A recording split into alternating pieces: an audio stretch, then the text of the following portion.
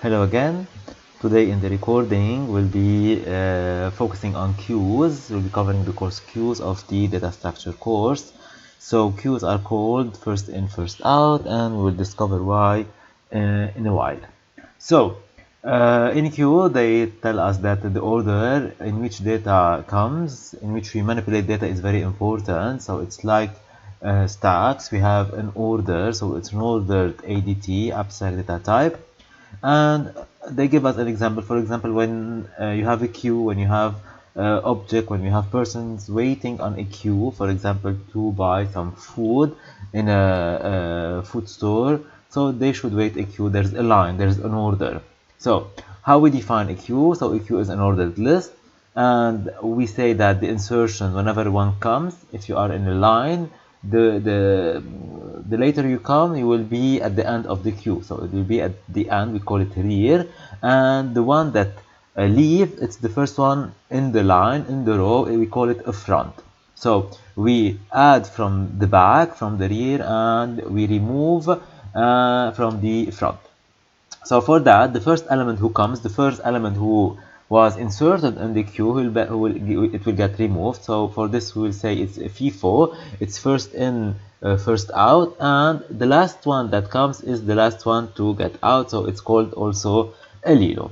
So whenever there's something we want to add it to queue, we say it's in queue. So to add an element, we say in queue, and we usually in queue from the back, from the rear. And whenever we want to remove an element from the queue, we remove it from the front, from the first element of the line, from the front of the queue, and we call it DQ. So let's take an example. We have here a person. So this person is the only one in the queue. So he is the front and the rear of the queue. And now if someone comes, so the person that will come after this person, he will be where after, so he will come here. So the rear now becomes the newest person, and again, if a third person comes, he will stand behind the second person, and the rear will shift to this person. Now if I need to remove a person from this line, from this queue, obviously and normally I should remove the first one because he was waiting a long time.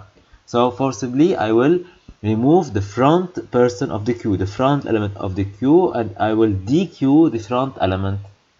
So let's dequeue the front element. Now the front element will become the new one because the new line, now we have this two person. Again, if I need to enqueue an element, so I will add it from the rear. I will add also one person. Now if I want to remove one person, from where should I remove this person? Of course from the front element. I will dequeue the element from the front. So as we have seen, we have a queue. So for the ADT, if I want to think about the operations, I want to create this queue, I want to enqueue, to dequeue, and of course I want to check the size of the queue if it's empty or not, because I cannot dequeue if the queue is empty, and I need to check the front element also. So it's like the stack ADT. There's creation, there's push, pop, top is empty, and it depends on implementation if you will have is empty or is full stack. So this is the ADT. So again, so we need to have operations. So we will not get into details about the ADT. I'll just show it in a while.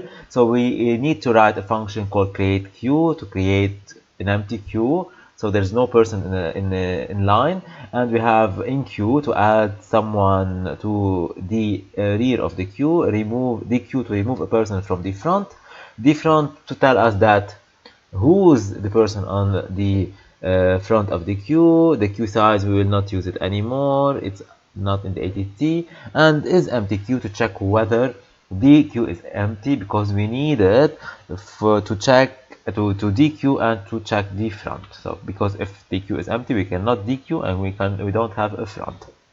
So where we use the ADT queue, so it has a lot of application, especially in the real life. In computer, we have everything related to open system and scheduling. Whenever we have multiple processes working at the same time, so there should be a queue, because it's not there should be rules on how we can who can use the CPU, and we are checking the order time. There's a lot of algorithms, and most of them are using a queue. And you may know that, especially again in printers, whenever you are printing multiple documents, so they're printed in a queue. So the first document arrives, it will be printed, and so on. Everything that is simulation of the real world, whether it's a counter, it's a cashier, so it requires a queue, a plane, airport, everything like that is based on a queue simulation. I will not go into multi-programming and pipes and sockets. You will get it, you will know it more when you do the operating system work. However, we'll use ADT queue later on when dealing with graphs, trees, forests, and stuff like that. So just to wait a bit, because a queue has a very powerful usage, especially in these advanced algorithms. So let's see quickly the QADT. So as we have seen, we have these 5 functions. So to create Q, I shouldn't have anything in parameter. The function should return a new queue. Is empty queue, it takes a queue and checks whether the queue is empty or not. So it's a boolean. To enqueue, we need a queue and an element, and we will add this element to the queue. So we will have a new queue. DQ, we got a queue, we remove the front element, and we got a new queue with last one element. The front, we got a queue, and it returns an element. It's just a query to return an element. So what are the constructors? So the constructors are those functions that can create and add elements to the ADT. So obviously they are create queue and equeue. For the type, parameter, and use, so type is queue, parameter we check here, we have element, and in here we have a boolean. So we have the type, parameter, and use. As for the preconditions and axioms, so as we have seen, I cannot dequeue and I cannot check the front unless the queue is not empty. So these are the preconditions. So for that, we are including them in the functions when we are implementing the queue. So the axiom, as I have said later in the previous chapter, so that we apply the non-constructor on the constructor. I will not go into detail about that. You can read it and check it on your time. So we will move into the implementation of the QADT. We will cover, as in the last chapter, 2 implementation. However, there could be multiple implementation of the queue. We will cover the static one. It means using arrays, and the dynamic one using a linked list. So let's start with the static implementation. So what we mean by static, it means that we will need an array. So the first question is how to implement a queue using an array. So here in this slide, we are exposing the bad solutions. So what can you think about? So most obviously, and as I taught this course, like it's been like 7, 8, or 9 years, I don't remember how much. So most students think that, okay, it's easy. So I'll enqueue. So those are the indices. So I will enqueue an element here, and when I want to dequeue, I will dequeue from the front, and then I will add here. So I have front here and rear here. So whenever I want to enqueue, I will increment rear. So rear will point here, and I will add an element. Whenever I want to dequeue an element, I will increment front. So it will arrive a time where the rear points to the last element. And if I want to enqueue one more element, so the array is full. So one solution is, okay, when the array is full, I want to shift. So what I do is that I shift all the elements. I put D, E, F, G here, and so we have the same array, and we say that the front points here and the rear points to J. So of course this is not a good solution, because whenever we are shifting, maybe we are shifting the array just because we have just one free cell remaining. So this is not very optimal. So one other solution is that this is the second one. The first one is that whenever I'm dequeuing an element, I will push all the elements. So for example, whenever I remove A, let me erase. So for example, if I have this, I have front, I have the rear here, I have AB, and whenever I want to dequeue, I will shift all the elements. So I'll shift B. So here I have front, here I have rear. So obviously this is not optimal because with each modification of the array, with each dequeuing, I need to shift all the elements. This is not a good solution because we'll have a very the complexity will be very big. So we need to reach, for example, complexity around 1, especially that we have covered the stack and most of the functions, all the functions were of complexity 1. So it will be impossible to work with an ADT with where functions needs complexity more than 1. So it will be very problematic. So let's see what we can have as a solution. So they suggest that let's use the array as circular arrays. What does it mean, a circular array? For example, if I have this array, so we have 0 here, 1, 2, 3. So for example, I want to enqueue the element A. So I have front here and the rear is here. So then I want to push an element. So let's say we have push the element here. So I need to increment the rear, and now it will point over B. Let's say I want to push a third element. I increment the rear and I put the element C in the cell pointed by the rear. Now let's suppose I want to dequeue. So whenever I want to dequeue, the front will point to B now, and then I want to enqueue. I will enqueue here, and then suppose that I want to enqueue. So here what I can do is that I will consider that the array is circular and I know that the first cell is empty. I can enqueue the element E and the rear will point in E. So however, this has a drawback. So we will consider this. So it's like a circular. We have, so whenever we want to enqueue, we enqueue from the rear, we increment the rear and we add the element. Whenever we want to dequeue, we just increment the front. So in both cases we increment and we work modulo n. So the problem in this, we have a problem. So it's written in the next slide, but just I want to talk a bit just in order for you maybe to discover, to know why there's a problem. So in order to know why, I need to give you a small example. So how can we check if the queue is empty? So you look well here. If rear is greater than front, so here are the index. For example, let's say that this is 1, 2, 3, 4. So 4 is greater than 1. So obviously there are elements.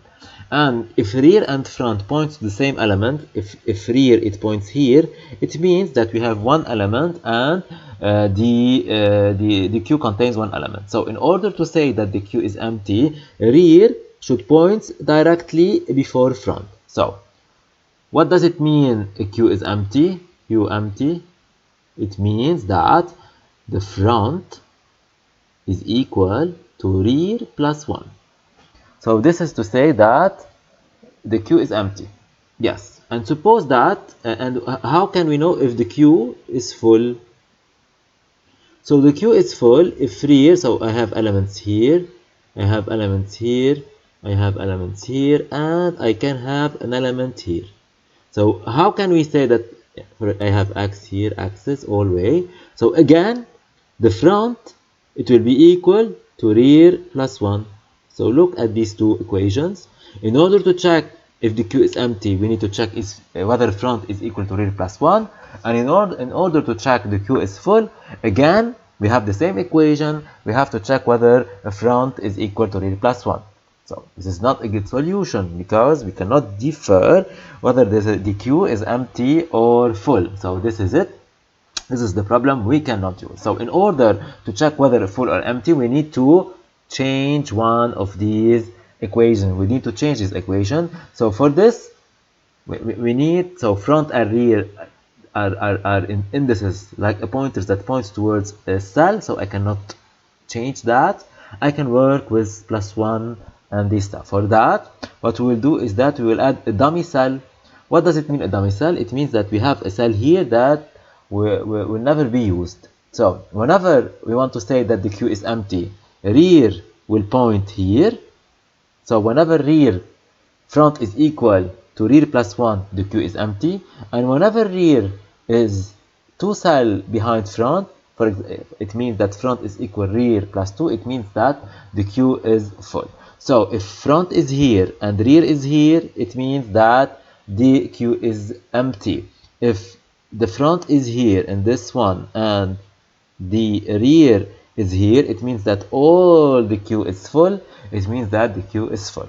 So this is how we will implement this, and all the operations are done modulo the size of the array. So if, for example, we have here 4 elements, so the indices are 0, 1, 2, 3. So when we reach 3, the next element it is 3 plus 1 modulo the size of the array, which is 4, so it's equals 0. Modulo is the remainder of the division, of the natural division. So 4 modulo 4, so 4 modulo 4, what's the remainder of 4 modulo 4? It means 4 over 4, it's 4 multiple 1 plus 0, so this is 0. So it's the remainder of the division.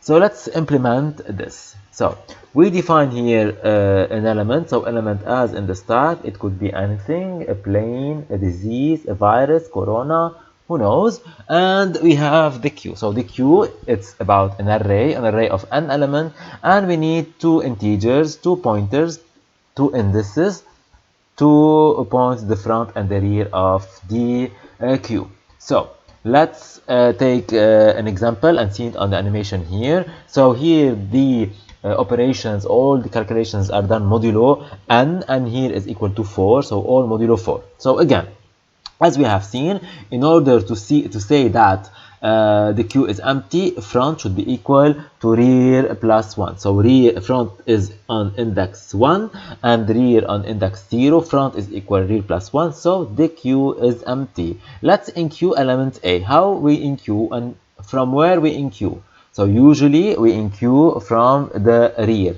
So if I put A here directly, the queue will remain empty. So this is not a good solution. So what I should do, since it's the first element of the queue, the front and rear should point to the same element. So obviously I should increment rear, so rear would be here, and then enqueue the element A here. Let me erase and see the animation.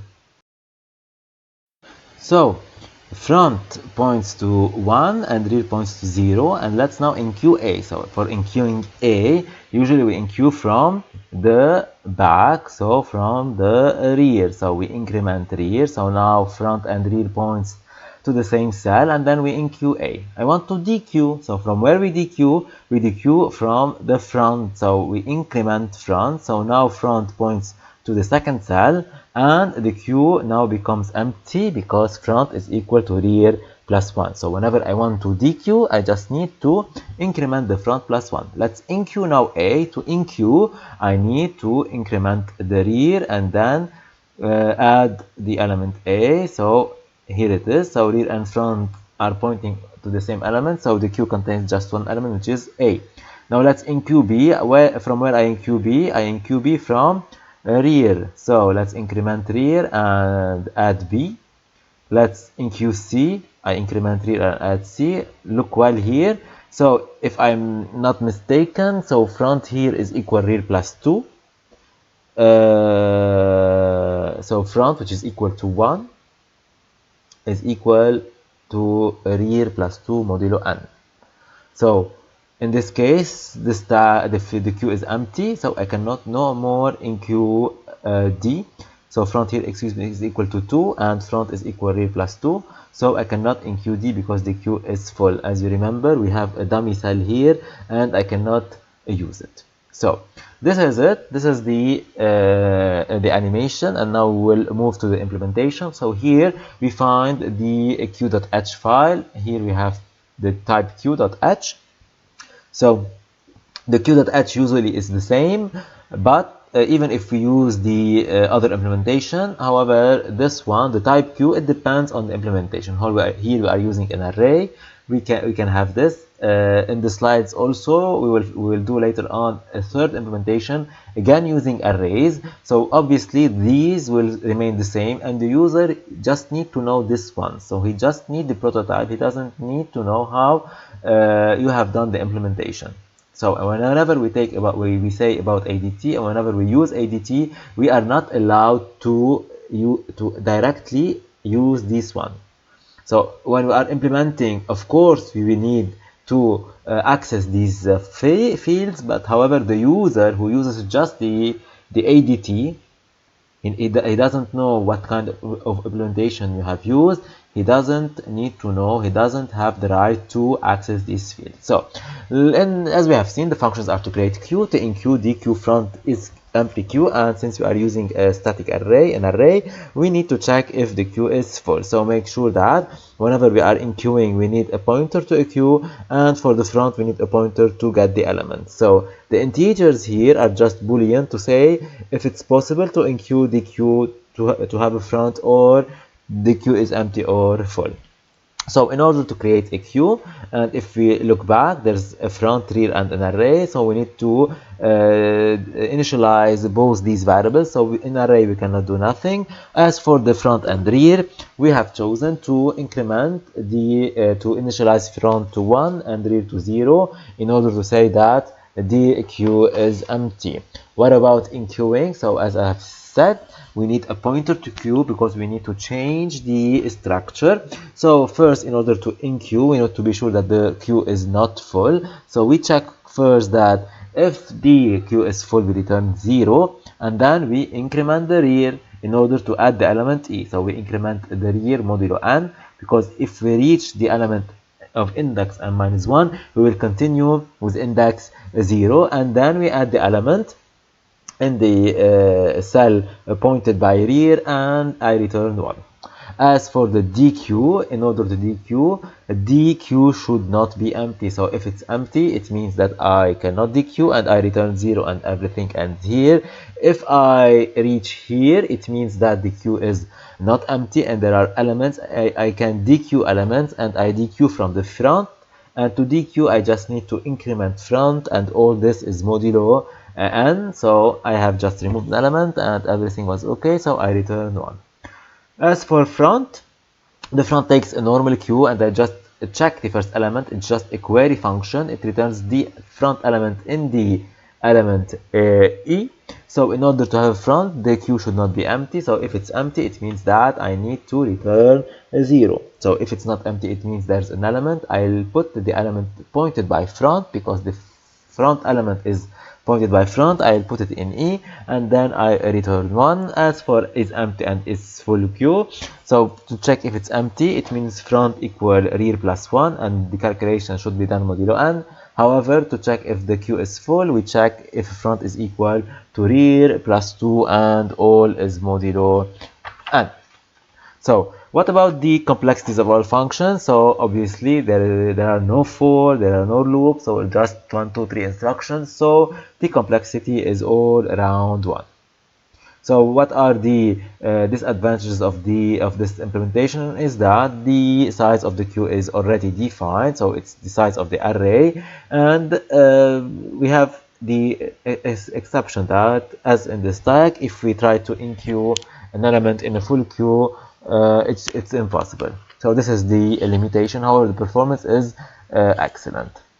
Let's move now to the dynamic implementation. So dynamic implementation uses a linked list. So how we will implement queues linked list? So there are multiple solutions. We opted for the following. So we will use linked list. So whenever we want to enqueue, we enqueue at the end of the list, because when we want to dequeue, we will dequeue the element in the head. So whenever we enqueue, we push to the end of the list, and when we dequeue, we remove the front of the linked list. So we will take an example here to clarify. So for that we will use 2 pointers to cell. So we'll have 2 pointers, one pointer that points to the front of the linked list and one to the end of the list. If you use one pointer, the complexity will be high because we need to add from one side, remove from the other side. So it will be some of the operations could be very it demands a lot of operations. So if you want to solve the implementation of a queue using one array, you can write it and send it to me, and if it's correct I will post it on the website. So try to work on this, on the implementation. And again, in the exercises, there are 2 exercises. We'll check it at the end of this slides. There is no correction for these 2 exercises. They are open for you to solve it. They are not difficult questions, and if you got the solution, I will post it online and put your name under it. So in this implementation, we'll consider a linked list. So you know well how to implement a linked list. We have an element. An element could be anything, depends on your imagination, and a pointer to the next cell. So we will define a queue as a struct here. So it contains 2 pointers to the front and the rear. We call it front and the rear, and they are of type struct cell. So they point to a linked list. So let's take an example. So this is our struct queue. It contains 2 pointers. It means it contains addresses. So 2 addresses, front and rear. So when the queue is empty, so obviously they point to null because the list is empty. There is no elements in the queue. So they points to null. Let's say now I want to enqueue. So I need to add an element, and we add an element from the rear. So to enqueue an element, I need to make a cell, and in this cell I will put the element A, and I put A. What about the next element? So I'm putting an element. I'm enqueuing an element. So it goes to the end of the list. So obviously it will point to null. All elements, there is no one behind me, so it points to null.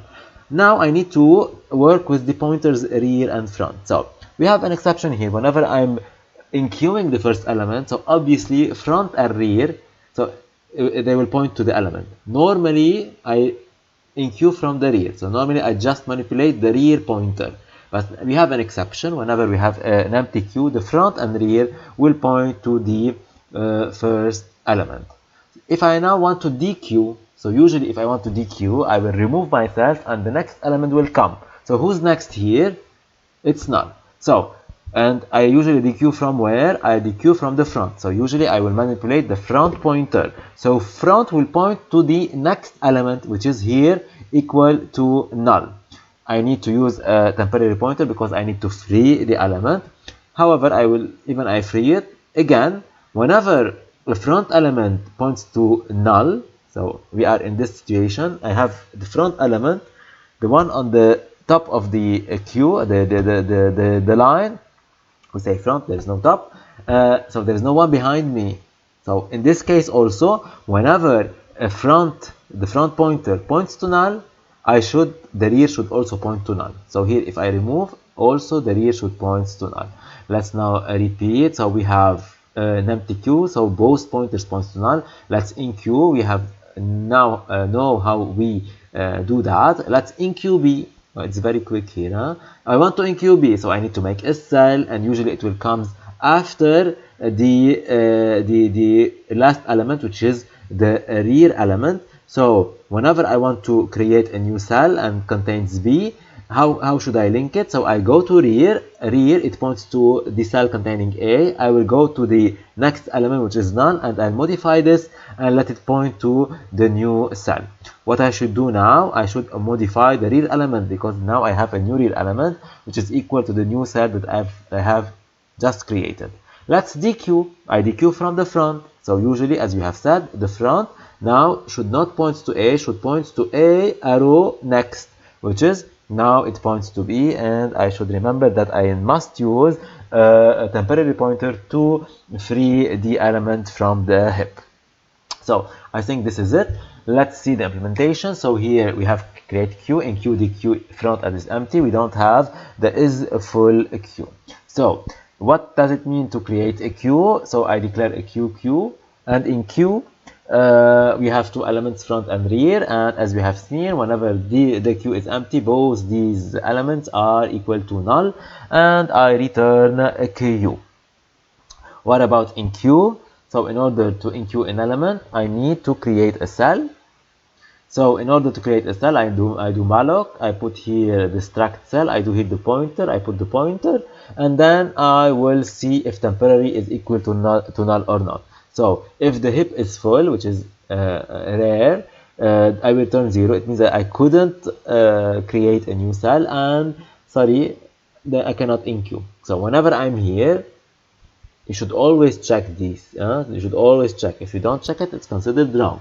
So whenever I'm here in this line, it means that there's a cell. I can put the element E in data, and the next, obviously, it will point to null because it's the last element. Now I need to usually in the enqueue, I will enqueue from the rear. I should work the rear. However, when the is a queue, we have an error here. It's a queue here, huh? So whenever we have a queue is empty, so the front and rear should point to this new element. So if the rear is empty, it means that the queue is empty. Both front and rear should point to 10. However, if it's not empty, what does it mean? I need to modify the rear. So how can we modify? So I say q arrow rear arrow next equal to temp. So I'll modify the null elements in the last element of the queue, and then I will point rear to the new cell, and of course I will return 1. So this is the implementation of enqueue. So I create a cell, I put the element, I put the null, and then I will check if the first element, so both front and rear, points to temporary. If it's not, just rear will point to temporary to this new cell. However, I need to link the last element of the queue to the newest created cell. So this is for enqueue. Let's see dequeue. So in order to dequeue, the queue must be not empty. So if it's empty, I would return 0. I would use a temporary element to point on the first element. And usually, whenever I'm dequeuing, I'm dequeuing from the front. I'm removing the first element, and the front points to the next element. So q arrow front equal q arrow front arrow next. Now I can, for example, free the temporary element, and however, I need to check that if the front element is equal to null, it means that the queue is empty. The rear element also should point to null, and I will return 1. What about front? In front also I have a queue. I have the front element which is equal to star E here because we need a pointer. So if it's empty, the queue is empty, I cannot return any element, so I return 0 and there is no element in the queue. However, I can just check the front element, the data in the front element, and I will return 1. How to check if the queue is empty? I just need to check if the front is equal to null. So all these functions have the complexity equal to 1. So if you have any questions, do not hesitate to send it to me. As a bonus, we will do an implementation, again a static implementation using arrays. So here we have considered that the queue is an array. However, we use two integers, two elements, front and length. So here we don't have front and rear. We have the front index and the length of the queue. So how many elements in the queue? So we don't have the rear. And again, we consider the array is circular. Here we don't have the restriction to have a dummy cell. So because we have a length. So we know whenever the length is 0 or the length is equal to n, which is it means that the queue is full and everything is full. So let's see. I don't know. So here we have the same queue.h. available in the for the first implementation of static implementation. However, we will add something called display queue, so for fun. So let's see how we implement this queue. So in this queue we have an array and we have two elements, front and length. So obviously if I have no element in the queue, the length would be 0 and the front could point anywhere. So let's say that it points to 0. Here you can choose any element. You can start from the middle of the array, the end of the array. You can go backwards. Depends on how you would implement these. To enqueue, so how we enqueue an element in this array? So obviously if it's full, I cannot enqueue. However, I will try to enqueue the element. So let's have an example here. Suppose that the first element 3, 4, 5, 6. Suppose that I have enqueued the queue multiple times and we have the front element here and I want the length of, so the length is equal to 3. So where should I put the element now? If I want to put h, so obviously I should put h here, but however I need to say that I need to put q arrow data here. I want to find the index to put the element in. How can I calculate the index? So if the front is equal to 3 and if the length is equal to 3, obviously I need to do 3 plus 3 equal to 6. So what I will do is that, let me erase, we will do that. We will add front and length and obviously modulo n and then put the element e. Whenever we are doing that, it means that the length of the queue was incremented, so we need to increment the length by 1 and all is modulo n and again, of course we return 1. How about dequeuing? So if I want to dequeue, so front is here, I have an element e, f, j. So if I want to dequeue, it means that I need to remove this. So the front will be incremented and the length will be decremented. So if the queue is empty, I cannot remove. So the front would be incremented modulo n and the length would be decremented. Pay attention that the length, there's no need to be modulo n because maximum the length could reach n. So and if I do it modulo n, it will end with 0. So of course the length shouldn't be modulo n. And of course I will return 1. What about the front? Though the front is the element pointed by the front index, so it's easy here.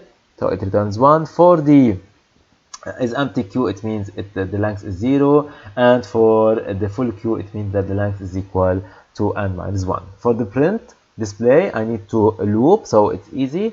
I work with front. As long as we have a front element, I will get it in the element e, so I'll print the element e and then dequeue or dequeue before. It's the same as we have seen in the stack course.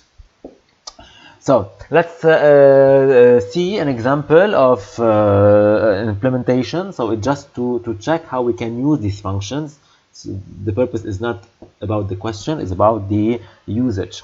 So we have created a queue here. We have two integers, 0 and ee for the element, and we have a while loop. So as long as I is less than 20, if I is modulo 2 different than 0, if it's odd, it means that this one, if I is odd, so whenever I'm removing the task, it means that different than 0. So if it's odd, so I need to enqueue the element in I. So this is very quick. So it means that I should enqueue the element in I. Let's work it together. So usually when we draw a queue, it's like this. It's not like a stack. So I equal to 0. 0 modulo 2 is equal to 0. We increment I is equal to 1. I will enqueue 1. 2, I will not enqueue it. 3, 5, 7, 9, 11, 13, 15, 17, and 19. 20 is even, so I do nothing. When I is equal to 21, the while finishes, and then I will print on the screen the content of the queue. So in the queue we will have 1, 3, 5, 7, 9, 11, 13, 15, 17, and 19. And then we'll continue. We have I equal to 0, while I less than 10. If I modulo 2, not I modulo 2, it means if I modulo 2 different than 0, put the not. So this one, it's not writing the pan. So I modulo 2, it means I modulo 2 different than 0. Not I modulo 2, it means not I modulo 2, it means I modulo 2 equal to 0. So for each not I modulo 2, I will DQ. Let's see what's happening here. So in the Q we have 1, 3, 5, 7, 9, 11, 13, 15, 17, and 19. So I is equal to 0, and then we say if I modulo 2 equal to 0, DQ. So I DQ from the front, I will remove 1, I'll make I plus 1. 1 is not even, 2 I'll DQ, 4 I'll DQ, 6, 8, so 9 I'll do nothing, and then 10 is not less than 10, it's finished. I will print the content of the screen, I will display the queue. So in the queue I'll have 11, 13, 15, 17, and 19. So let's continue. So we have the queue containing 11, 13, 15, 17, and 19. Let's check here. So we have I equal to 30, and we have as long as I is less than 37. If I modulo 2, it means if I modulo 2 different than 0, it means if I is odd.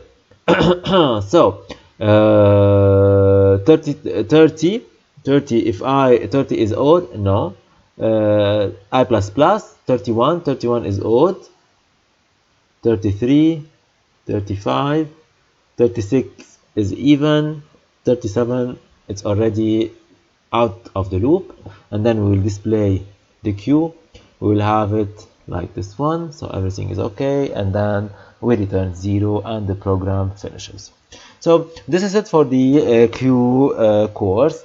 Again, I will be solving most of the exercise online, not here. So to check the assignment and try to work it by your own, you can check this link. I will pass quickly on the exercises. So in the first exercise, we need to sort distinct element of DQ. So in this, they are asking us that the even elements should be in the same order at the beginning of the queue, and the odd elements are in reverse order at the end of the queue. So we have a queue, so this is a queue, this is a queue, and we need to have the even element in the same order at the beginning and the odd element in reverse order at the end of the queue. So this is a queue, and we need the same order of the even, so obviously we need to use a queue. As for the odd one, we need the reverse order, so obviously we need to use a stack. So I just helped you in this. You need to use, maybe we have here distinct. If you can use the element distinct, it means that you can keep the same queue here without using any auxiliary queue, but you need to use a stack. If you don't want to use the word distinct, you can use one new queue and an auxiliary stack. Exercise 2 is to implement pop operation on stack using two queues. So we have the implementation of stack. To implement a stack, we have used two queues, left and right, and we have gave you the operation of push in queue. It means that whenever we want to push an element into a stack, it returns to enqueuing an element in the left stack. So they are asking us to give the code for pop function, and so give the pop. So you need to give a pop knowing that. So the question is about implementation. It's not that easy, and it was questions in a midterm, the same as for the exercise 1. Exercise 3, they're asking us to revert a queue. So write a function that reverts a queue. You have a queue containing this element, and at the end you want to have a queue like this. So how can you do that? What about using a stack? You DQ and push, and then you pop and enqueue. So you need to use a stack. Exercise 4, implement a queue using two stacks. So it's like this one. So I invite you to so this is a stack using 2 queues, and this is different.